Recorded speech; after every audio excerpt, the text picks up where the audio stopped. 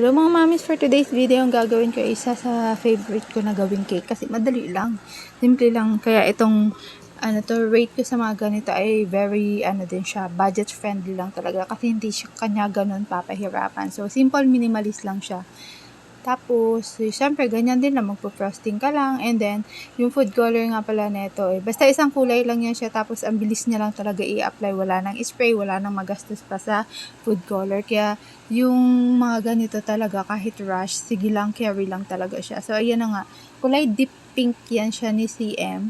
Kaya, kung mapansin nyo ay malabnaw kasi pinaikot ko yan siya sa oven para mas makita ko kagad yung pinakakulay niya.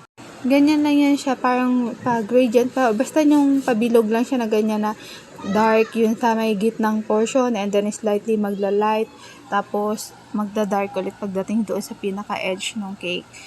Ilang beses ko na nagawa yung mga ganito, tapos kulay either blue or pink, mga ganun kadalasan yung pinipili ng customer. Ganyan lang kasi since mababa yung rate nila, tapos mga budget lang yung mga customer, ito yung mga ino-offer ko sa kanila din. Okay lang naman. Pwede itong mga ganitong design ng cake na yung hindi naman talaga pa pang display yung purpose ng kanilang cake, kundi yung pang bigay lang, pang gift or pang greetings lang.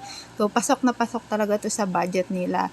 Pero kapag yung pan display, mga customized, syempre, iba na yung rate nun, mas mataas na din. And then, sa dedication nga pala, dalawang piping tip yung ginamit ko dito. Ayan, number 3. So, nagkamali pa nga ako sa sulat dyan. Kaya ayan, mabilis lang naman siyang palitan kasi kakalagay ko lang ng frosting niya. So, ganyan lang. Parang goodbye, miss. Pang yata to, ano ba yan sa wedding? Shower? Bridal shower pala yun.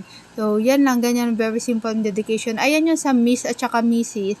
Number 4 yung piping tip na ginamit ko. So, mapansin niyo pagdating dyan sa Miss and Mrs., medyo mabilis yung pag-pipe kasi malaki yung butas niya. Kaya dapat mabilis yung pagsulat, mabilis din yung pag-pipe. Pero doon sa mas pino yung yung tip, dapat ang pag-pipe mo dyan ay dahan-dahan din lang kasi pag bigla mo siyang ipapipe, magiging kulot yung labas ng icing niya. So, ito lang yung kanyang outcome. Salamat sa inyo mga mami. Paalam. Ciao!